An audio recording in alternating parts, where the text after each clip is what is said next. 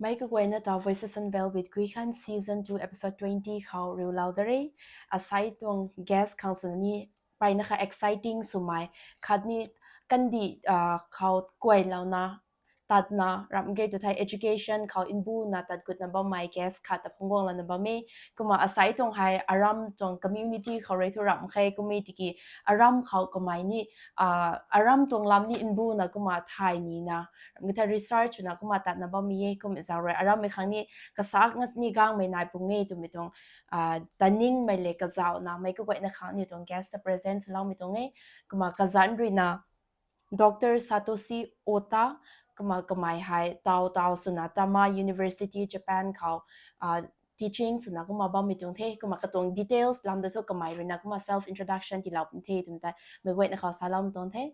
Hello, sir. Hello. Welcome to our show. We Okay. are so privileged to have you to Thank be you. a part of this very humble show based in Tamenglong.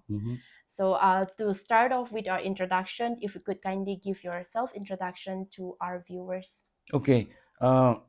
Thank you for having me. My name is Satoshi Ota. I came to India for postdoctoral fellow as a ICCR scholarship, and I affiliated to East Asian Department, University of Delhi, because my PhD I did in School of Orientalist Studies in University of London, and my PhD was about Japan and Japanese popular culture's influence on Taiwanese young people. So since I did study on Taiwan, I affiliated with East Asian Department of University of Delhi. Then there I met, now I become friend, but this house, Kame. We contacted each other since then. Then she invited me to come to her village. So that was first time I come to this village, and then since then I keep coming here for several times. Okay. And after I come to Delhi, I since I met with people from Northeast, and my interest also look at and study about Northeast India. Oh, okay. So that's basically my study. Okay. Thank you so much, sir. So, sir, you're studying socio-anthropology. Yes. So, could you kindly explain in a very simple word what is socio-anthropology to our young listeners? Okay. Social anthropology is basically study about society and culture, and it's kind of offshoot of sociology. And now sociology is looking at places all over the world, but originally in sociology they look at their own culture. That means in the Western culture. And then anthropology is looking at the culture, non-Western culture. So basically, social anthropology is developed from Western people go to other part of the world and then study about their society, culture, social structure, and these things. Oh, okay. Thank you so much. Sir have mentioned that you do your postdoc in Delhi. Yes. So, why out of like lot of opportunities you have in different part of the world, why did you choose Delhi? Like, are you curious of the Indian culture, or what inspired you to choose that? Is it I'm just curious, like the people in mainland and Japan are very different. But did you know that we have a Northeast people who are similar to Japan, or the reason why you choose that? Okay. Initially, this is the problem of people who got the higher education. Okay. The time you invest, however, the job opportunity is not secured. Yes. So after finishing my PhD, I was also looking for next opportunity. And then I happened to know a person, Ministry of Foreign Affairs in Japan. Okay. And then he was posted in India when he was young. Uh-uh. Then he said that India might be interesting, and then I got I looked for the scholarship in India, and then I found ICCR. And then I applied and I got it. So Okay. it's basically by chance. Okay. And also I studied about Chinese culture and Taiwan, but quite big influence Chinese culture also. So Chinese speaking world, I would say. So which is quite a big player of world politics as well as economy as well. So then I saw many people from South Asia in London, but I didn't have so much chance to interact. So and India is it's now its largest population in the world, and it has quite big impact on the world politics as well as economy as well. So I wanted to know about large area in the world. And that's why I chose India. I thought it was quite interesting. Okay. So earlier you also chose China. Is it because of the population? No. Because it used to be. Now I think if you study about Japan, and most of the Western people who study about Japan because of they watched animation and stuff. Okay. But back then, when I was doing PhD, Western Western academia, at least in anthropology, they looking at the culture of something which is mysterious culture. Mysterious to Western people. So, if you say it's a kind of Orientalism sort of thing, if you say the Edward Said term, but anyway, they don't look at the culture which is current culture, and also they look at the culture of Western culture's influence on non-Western culture, such as McDonald's came to the Philippines or Coca-Cola came to maybe Sri Lanka, but not non-Western cultures current influence on other culture. So that's why I wanted to look at Japanese popular cultures, because in Western context that time, non-Western popular culture was something B-rate culture, which is not worth studying. So I was kind of, it's a kind of little bit different from the reality, because most of the people are not practicing kimono or tea ceremony, so which Western people liked that time, So then that's why I studied, I looked at popular culture in Japan and influence of outside Japan. And Taiwan and Korea is a place where Japan's influence was most. So then I chose Taiwan. So that is the reason. Okay. So that was not the population that time. Yeah. Thank you for sharing that. So, sir, you have been traveling across Southeast Asia. You have traveled to a lot of places. So, could you just share some of the similarities and the differences that you have faced on these things? Okay. These places, yeah. You mean in Northeast region? Southeast Asia, like as a whole, like in a bigger perspective. Could you just share some similarities and differences? Okay. Is it too big? Right. Southeast Asia, it's also quite diverse. So Singapore is Southeast Asia, and Indonesia is Southeast Asia.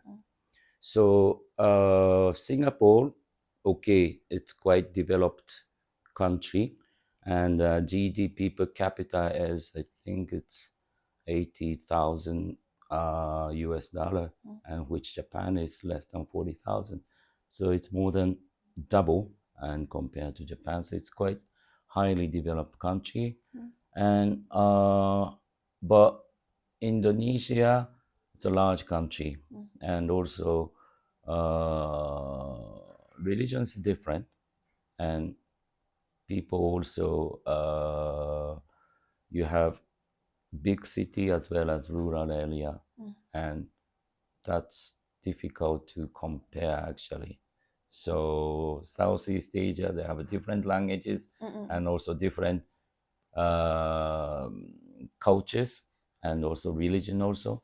So comparison is, I think it's a bit tough, yeah. But if you think about hill area of Southeast Asia and Myanmar also, including Myanmar, and probably have some kind of commonality of people in the Northeast India.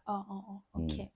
Thank you. Yes. Sir, since you're from Japan, I would also like, you have also mentioned that people were fascinated about this animation thing and all. And since like most of us, we just watch through the social medias and films and all, so we might have like our perspective is being influenced by those things in social media and in movie. But if there is anything like when we actually come to Japan, like the differences that we might see, which is not similar to those film and all, if we were to share.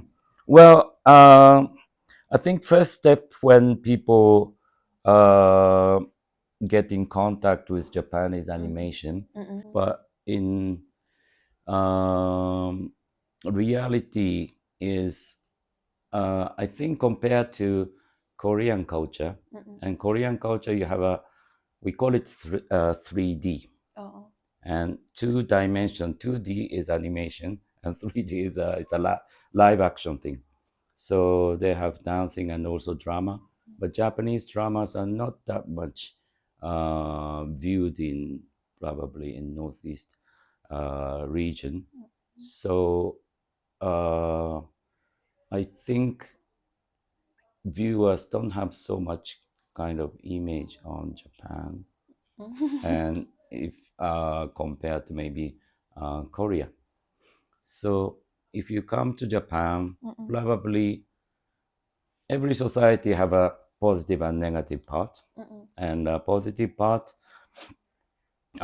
cities are big, and then you have so much light, even late at night, and people are still hanging around in town and then having fun and a lot of entertainment, and that kind of thing. If you come to Japan, and you can feel it, but it's a bit difficult whether you from the internet. Although you can find those things in YouTube. Actually, if you Google it, many things you can feel, you can see now. So, but still, feeling, getting from the screen and go there, Actually then experiencing. interacting with people is a bit different. Okay. Okay, thank you for bringing that also. Okay. And I would also like to ask, like, sir, you have your academic journey is quite long. Okay. So you have done even postdoc also. So along the way, what is one thing that shaped you the most, if you are to share?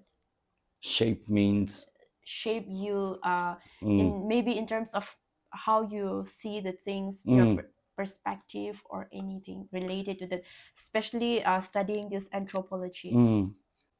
Well, I'm looking at Northeast India as well as Japanese society also.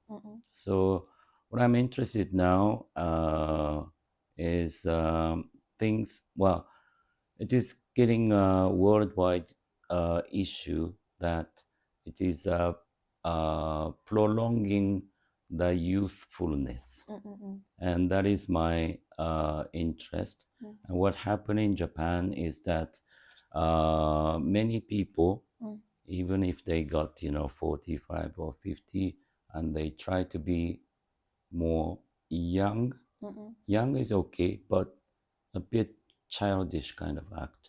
So maturity is postponed. So that kind of thing happening in Japan.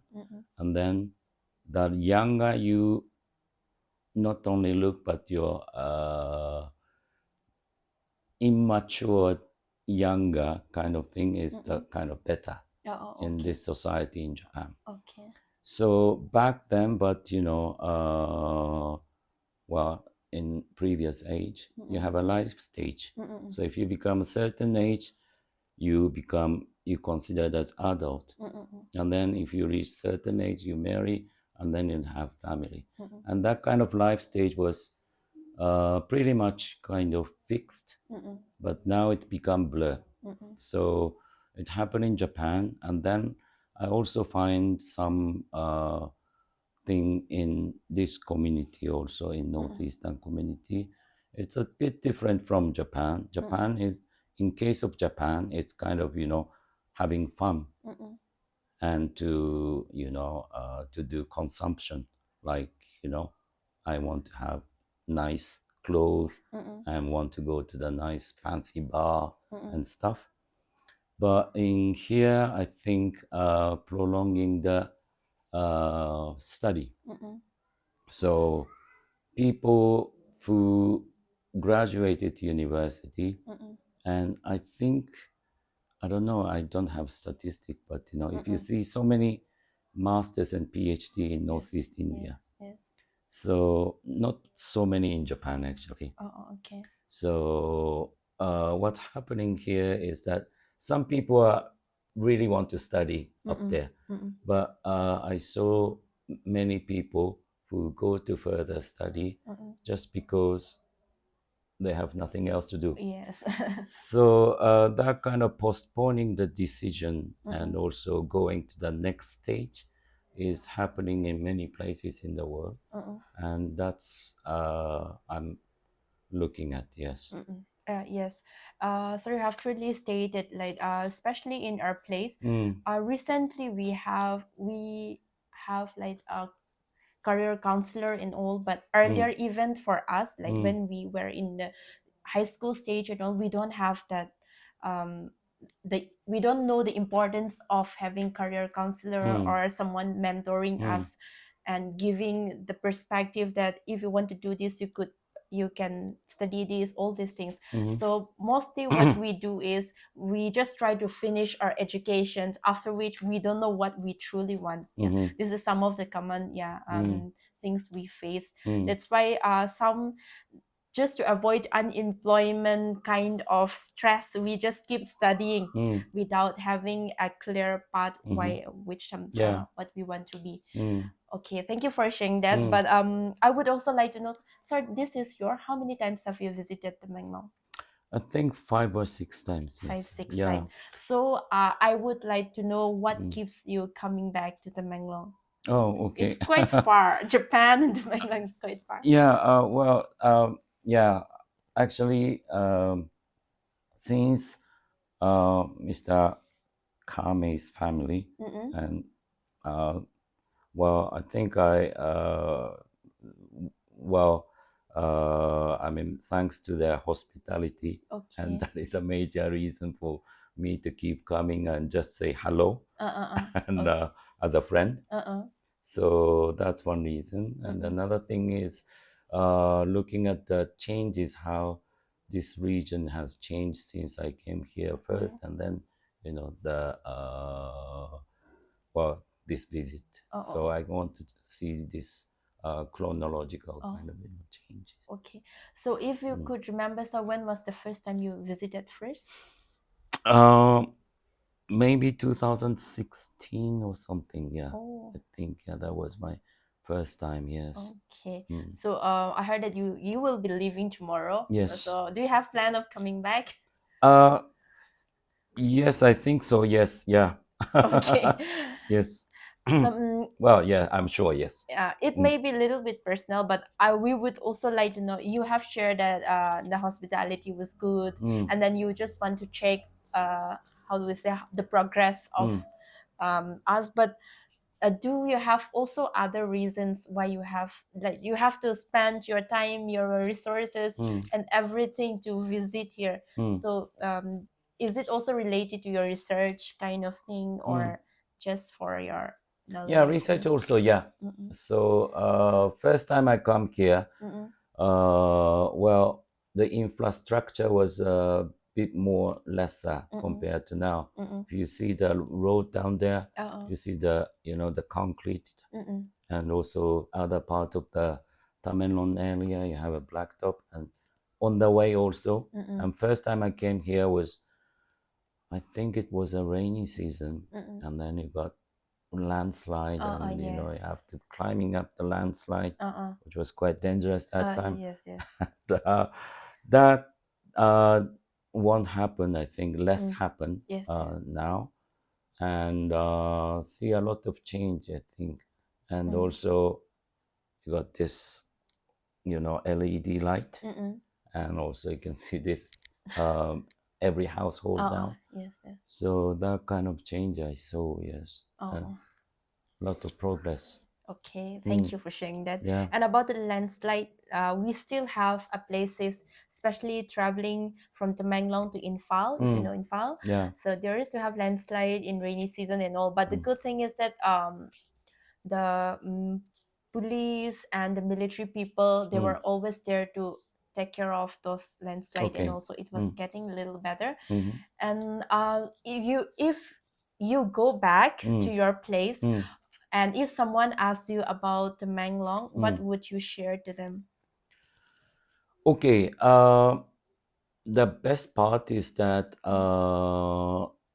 people are quite hospitable. So hospitality is quite good, and also community bond is quite, well, I mean, good Strong, yes. compared to Japanese society. In Japanese society now, it's become quite individualistic. And here, okay, and well, one can visit any, I mean, the relative's house, or maybe friend's house, without any kind of previous appointment. Yes. Just say hello, and then people invite the comers, as it is, it's nothing, something they don't surprise at all. They just offer tea very naturally. But that doesn't happen in Japan.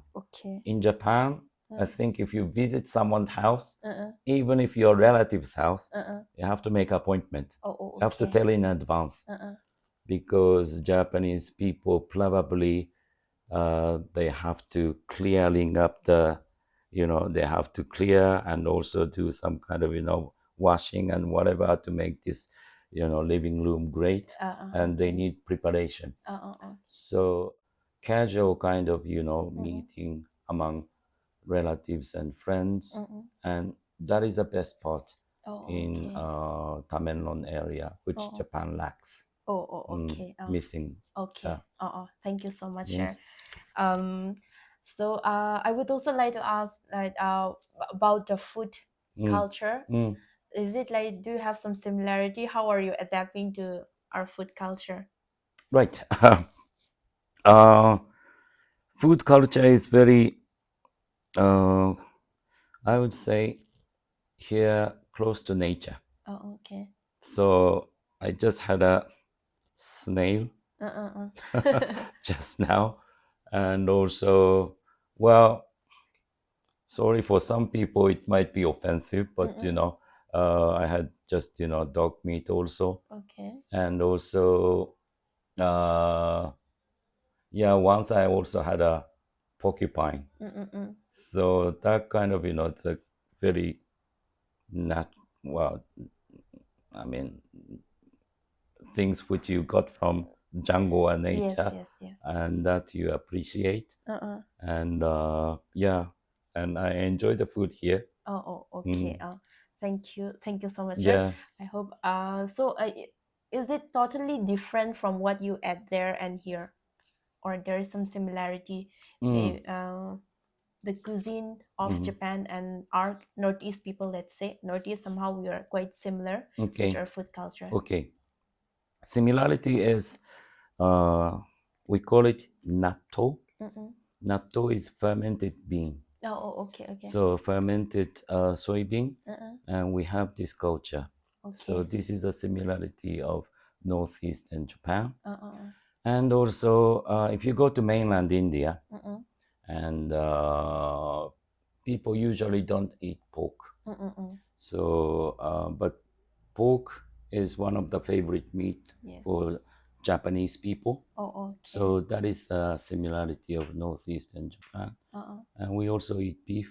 Uh-uh. And yeah, so Okay. that is a similarity. Okay. Yes. Okay, thank you. Since you are from academic, I would also like to ask, even though we grow from a small town in one part of India, but there are also a lot of people who are aspired to study abroad and experience this different culture and all. So if anyone is wanted to go to Japan, either to study or either to work, so what would you recommend?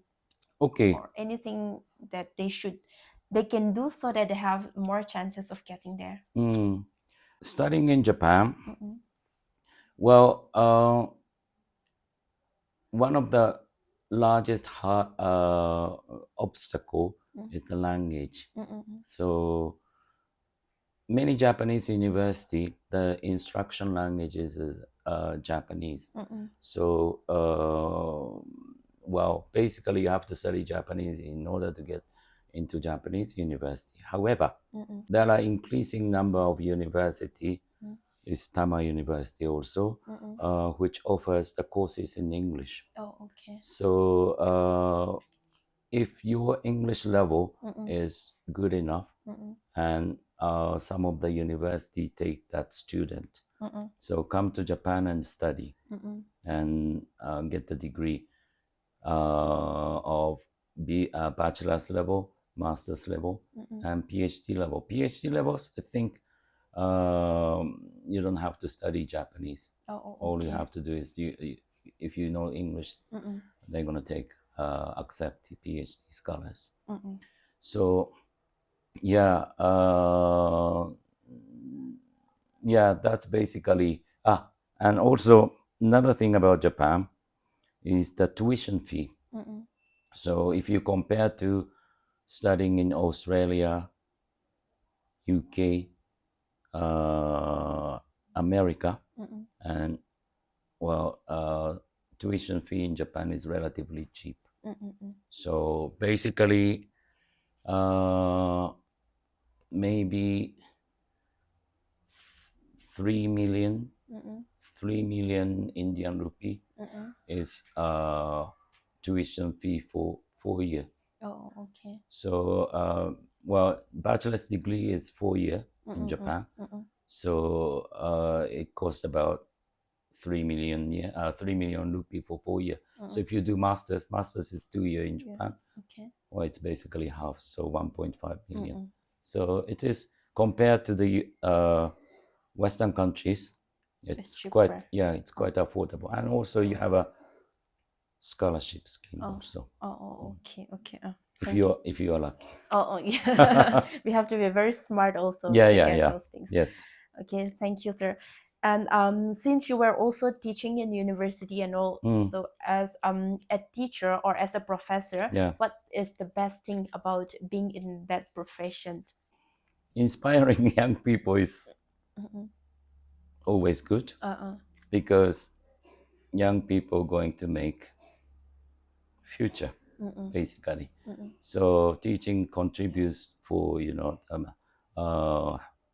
help them making future. So which is a good part, and that is quite positive. But if I say negative part, I mean, well, children nowadays, it's very well because of the world trend. It's not only in Japan, but India also. You cannot tell them off. Yeah, I really love to tell them off and scold it, but you cannot do this technique. And well, basically, you have to guide them to be or facilitate them, encourage them, and which is I need patience. Okay. Yeah, I'm not that good person. So I don't think so. Sorry, I, you're such a kind man. okay, well, yeah, you need patience for doing that. Yeah, that is a kind of stressful work, but still, it's a worth. I hope so. Yeah. Because when not 100%, but when the students become successful, like you have you have a lot of contribution in their success. So I think that's a very noble profession where most of us respect, and also like there are lots of people who are into this profession, right? Okay, so coming almost to our end, I would also like to ask, you have been in London, Taiwan, and all those metropolitan cities, Western countries, and all. But coming back in this small town, like, what do you feel? I just want to know your reaction. Like, you could have just stay on those places, but you still choose to come back again. Oh, well, metropolitan cities, you have charm in metropolitan city, good or bad, especially maybe for young people. Well, if I say positive, you can be anonymous. So I'm talking about not in this community, but I'm talking about countryside in Japan. So everybody knows each other, and then probably everybody poke their noses to into someone's business. So for young people, they are kind of fed up with this situation. If you start dating with someone and next day whole the community know, So if for those who don't like that kind of environment, if you come to big city, you can be anything you do, but people don't care. So that is a good thing about big city. But at the same time, you have to be strong, and otherwise you get lost in big city. And coming to a place where the community bond is quite strong, and this is something which people in the big city don't know. And also, especially this area, that is one of the important thing is the religion. So here, religious community is quite strong. Yes. And religion also help you your mind. When you are depressed, probably the religion guide you. But in Japan, people in big city, and I think religion is quite weak. And when you lost, you're just drifting away, and that is a negative part of large city. Okay. I think everywhere, in every area, there is always a positive and negative. Yeah. Thank you, sir. So to conclude our conversation, you can share anything that you have last message, either to my viewers or to anyone, especially to our young people. Okay. Any message? Yeah. Well, I think here in this community, you have a good advantage, and compared to Japan, which is language ability. So many of the people in this community access to English. Yes. So Japanese people are struggling studying English. They study a lot, spend a lot of time, but average ability of Japanese people's English is still challenging. So since you have advantage, that means you open to the door to all over the world. Okay, you get the information from the internet, English, but not only receiving, but you can actually go outside and then study and see the broader world, and you have ability to do that. And next step is courage. Yeah, you need some kind of bold to be going outside world. So young people study hard, and then you can take a chance and see broader world.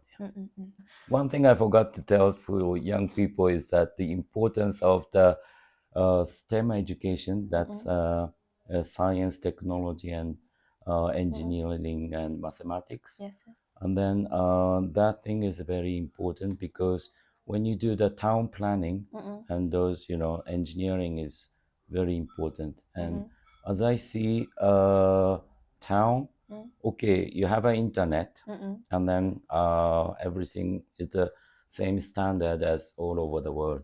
But infrastructure is quite needed, not only road, but sewage system.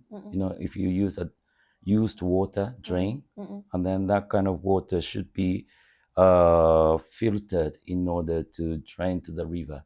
So that kind of civil engineering is very, very important because population here is growing, and then if you have a lot of population, and that kind of town planning would be quite important. So engineers, for those who are interested in this area, go and contribute to the community. Okay, thank you so much for sharing that, and thank you so much for being a part of our show. And from here, we will conclude our interaction, and I believe that it will be helpful for our younger people also. And thank you for taking to the world of your to Japan through our conversations and to the different parts of the world, and sharing your perspective and your experiences with our viewers. So once again, thank you so much, sir. And one question from me, and you, when did you started your podcast? Is it? I started in 2025 February. Okay, so since then I have been uploading and every Sunday. I see. So what was the first initial motivation for doing uploading? So coming back to the beginning, I love interacting with people, not just kind of these things, but I just love listening to people's story. That's one thing.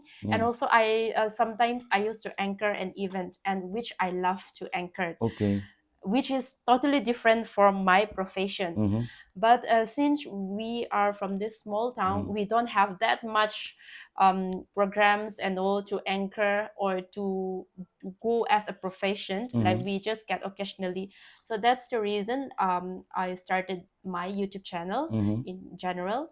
First is to create a platform for myself while I create for others to come and share their stories. After which I later share it to the audience, so that through our conversation they can also get inspiration and also a little knowledge of what others people have been going through. So that's the motive I started it. I see. You are watching Voices Unveiled with Guikhan. Thank you.